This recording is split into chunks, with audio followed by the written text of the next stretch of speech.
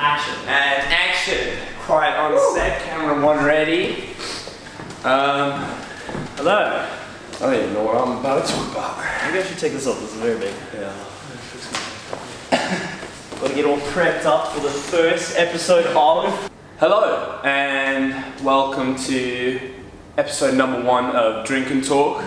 I don't want to say sponsored, but hosted by Tal and I Gin. Very delicious. You can find that at any retail alcohol retail store near you. So explaining the concept of this show, it's basically where I get a different friend or guest on every single episode, and we chew the fat while I make them a gin and tonic, and then we talk about a topic of their choice or my choice while enjoying a gin and tonic. So let's get straight into that. Should we introduce me? I don't know, like... No, you can do that while I start making the gin and tonic. So camera 1 and camera 2 are all yours. Cool. Tell the world a bit about yourself. My name's Tal Chani. I study with Lorcan, and this is the first episode of a series, Drink and Talk. I'm so excited to be the first, what should I say? Guest to this. Sounds more professional. Yeah, beautiful show, and we'll see where this goes. Yeah, we have like a basic lighting setup at the moment. Hopefully it's going to progress throughout the episodes. We're thinking about bringing some really cool light setups at a later stage. But yeah, this is episode 1, and I'm so excited to be here. So Tal, tell me who you are, where we are, and what do you do? So technically we're both photographers. We've been taking photos for like 3 years, like I'm guessing, I don't know, 3 years each, around that time.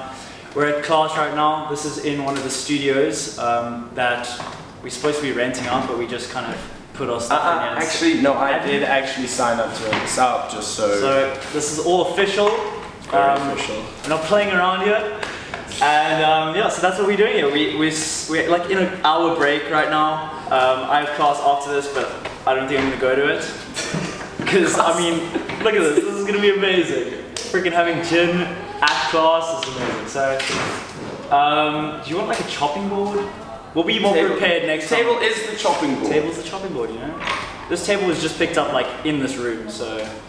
It's very... how dirty this is. It's not even dirty, dude. It's not even dirty. It adds to the mix. This is a disassembled talk show, I suppose you could say. Which camera should I look at? Both of them. Should I look at the camera? No. Look at this one. And this one. You guys can't see it on that camera, but there's a microphone here, and I keep mistaking it for a camera. So I'm like looking at all 3 of these stands. No, you can see the microphone in this camera. You can see it in that one. So. Hey, watch this. Are you ready? Cool trick. Here we go. It's not going to work. Okay, cool trick. Bartending 101. So Lorcan has just started bartending at our favorite club, and Terrace. he needs to tell me what it was like. What was your first experience? What was my first experience like? I'm thinking it was bad, because bartending apparently is like the worst job ever, especially in a town full of drunk students. So maybe we should talk about that. Now Okay, pouring drinks. No, I'm going to sit. There we go. Now this feels, yeah, actually I like this better. See, we're still figuring this out. Figuring it out, yeah. Tal, L'chaim, Episode 1. and cheers. Cheers, guys. Cheers. Fantastic. Right. The ice makes it. So let me tell you a little bit about Terrace. So it's Terrace is the club that... Terrace is the club that I work at. Yeah. But so I worked one job previously before, and it was sort of, I worked at Mojo Market, which is quite a fancy sort of place in Sea Point, Cape Town, where sort of everything's like measured very carefully. It's all sort of very, you have your own till and everything.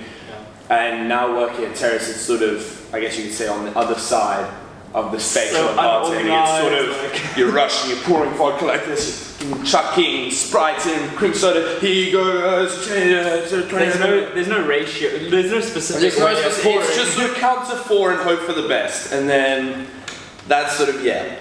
But I thought you would, like, you don't have... Oh yeah, you bartended before, like that's what you're saying. Yeah, that's what I'm saying.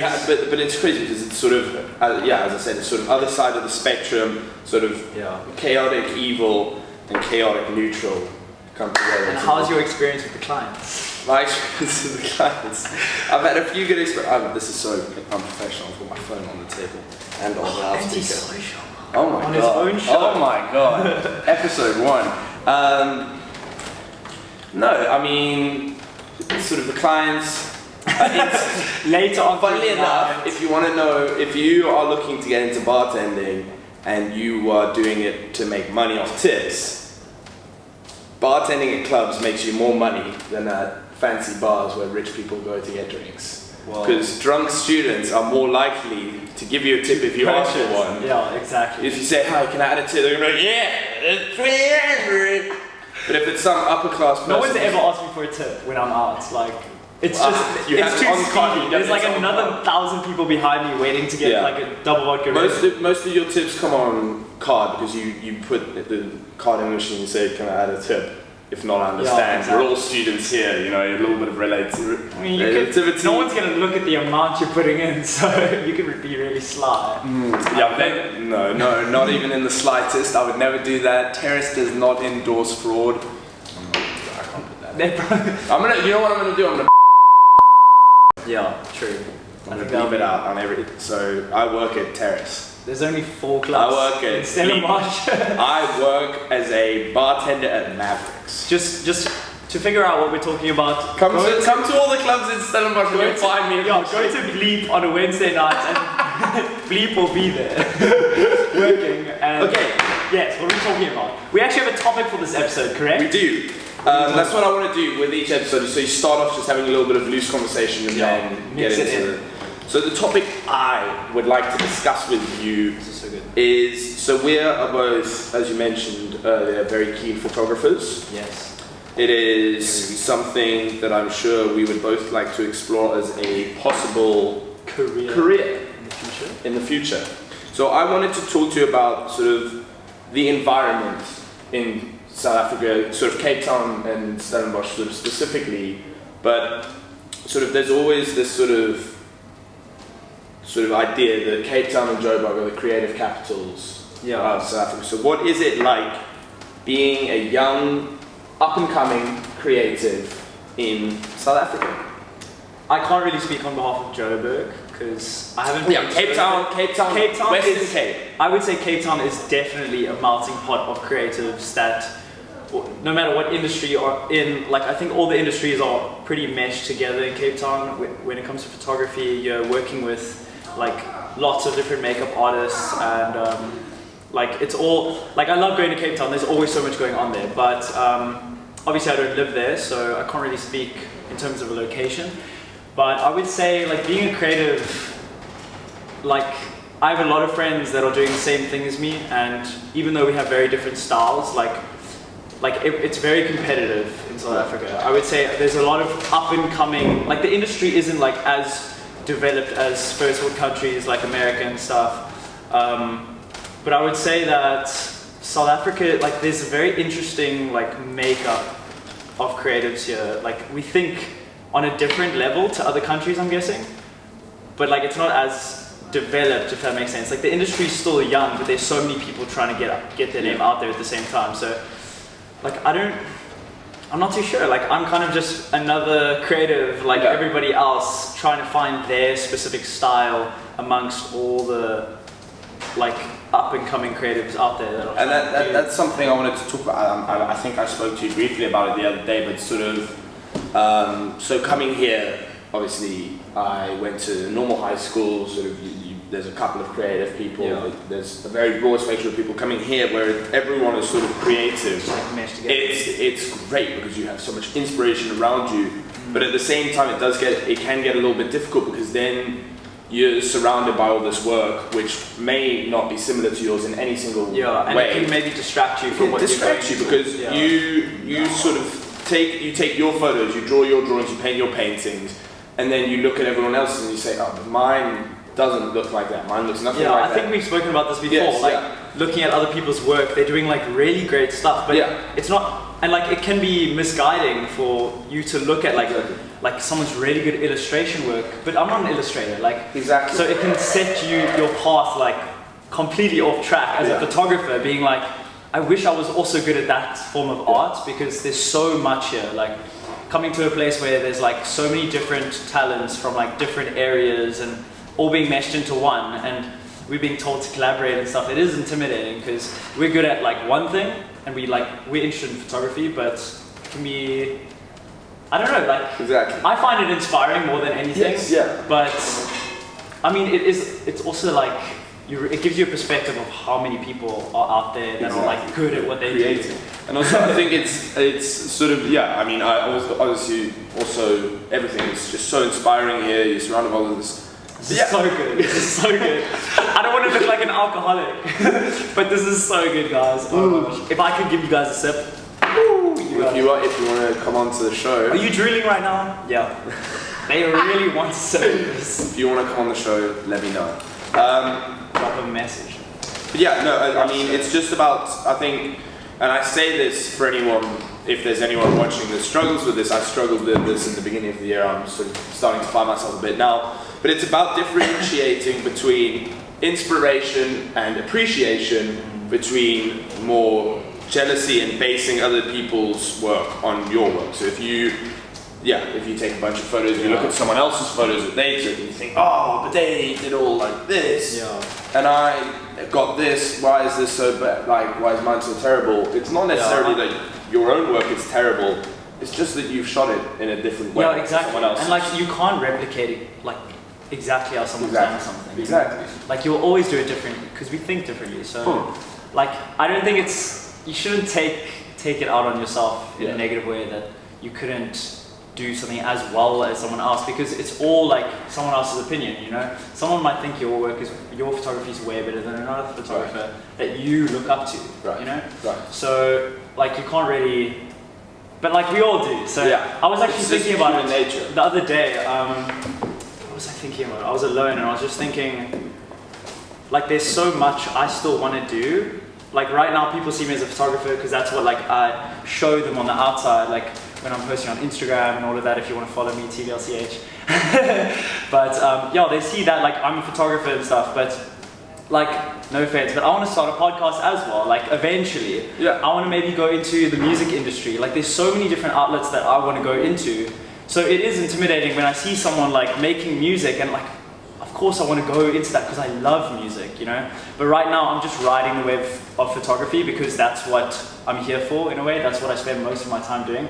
But like, it's not like all that I'm angling towards, you know? Like, I can't just be a photographer. Like, that is not... It's not you.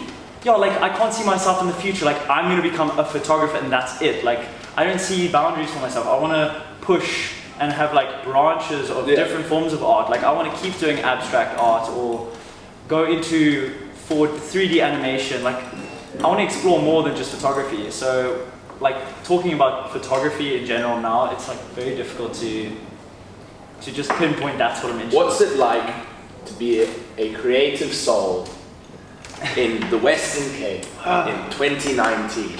I hate these big questions, like, because it's difficult to answer because there's so many. Like, I think of my friends before anyone else, and how, like, it's such a general question that everyone asks you, you know, like, what is it like being a creator in this time? Like, all I can really say is that there's a lot of influence nowadays, and it depends on what you do with it. Well, here, let me ask you a more refined question. So take where you are now. I don't want to talk about social media. We're not going to talk about social. So take where you are as a creator right now, as a creative soul. Where do you want to see yourself in 5 years from now? Sort of, if you had to give, and don't be too harsh on yourself, but give a very loose sort of, you say, you know, I finished my degree. 2 years after I finish my degree, I want to sort of have an established job doing this sort of. I don't want to overthink this. Yes, that is very dangerous.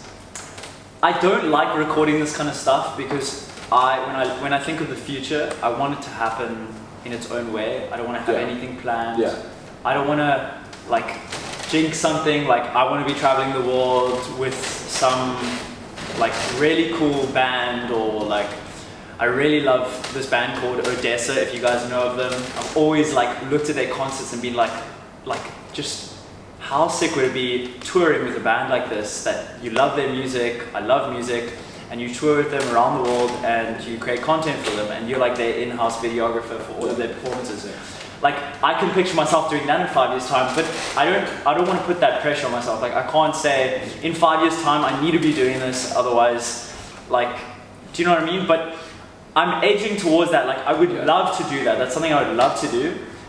I would also love to just try to perfect. Like okay, so you can't perfect your photographic style, but I really want to like focus on. You know, getting my work out there into like more platforms, more social platforms. I want to do what I'm doing now, but just a lot on a larger scale. Yeah, you know. Yeah. I want to be publishing like in some physical form, whether I'm like selling my prints online. I've always wanted to sell my prints. Possibly starting a clothing brand, like all of these little things. Yeah. Like I want to start them in the next 3 years. Yeah. But as long because as I can, I've always wanted to. So. As long as you have sort of like, as I like to think of the creative process of all of this sort of like. They're more like short-term goals exactly. that I'm aiming for, but I'm not rushed to get to them because I'm focused on what I'm doing right now and I'm slowly edging into it. Us doing this podcast now is making me be like, you know, like I could start a podcast whenever I want. Like, exactly, and it's like that. I've wanted to do this for. I'm becoming a competitor. Like, you're going down.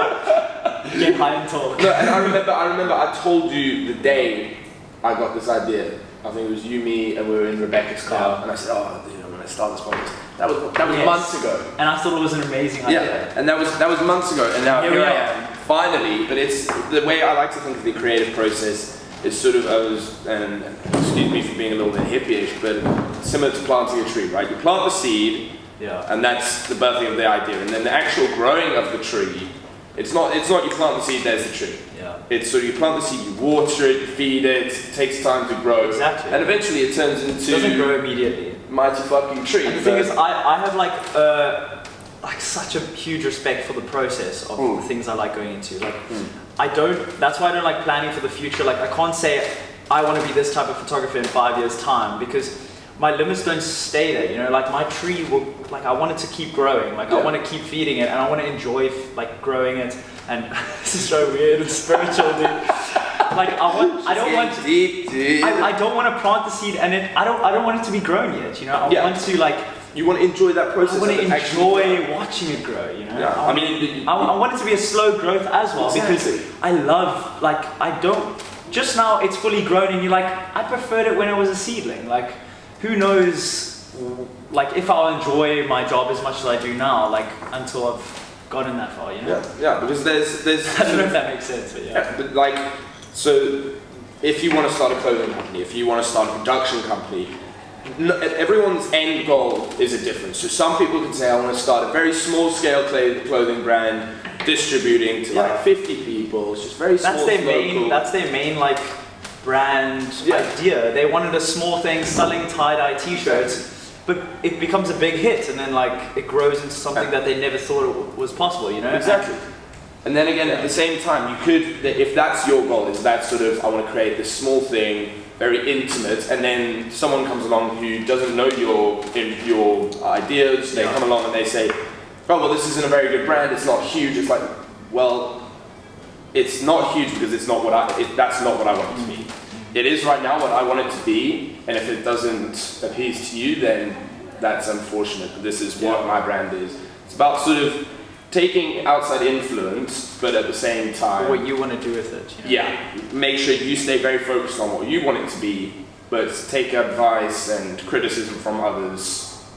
I suppose. I just remembered what I was thinking about, like, the other day alone. I was thinking about how, I think it was yesterday, when you said, like, okay, we're filming the first episode today. Yeah. I was thinking, like, it takes someone to do it. It's getting messy, guys. Look how messy your side of the table is. Just so everyone knows, this is like the 7th take. We're both on like 7th double gin and something. I hope these cameras are still recording. Should we just check? Like, do you guys mind? Do you guys Look mind? how professional this is, Pete. You check this one. This one is still recording. Still recording. It's on 20 minutes. But how many seconds? This isn't recording. Huh? It's not recording. There was a flashing light.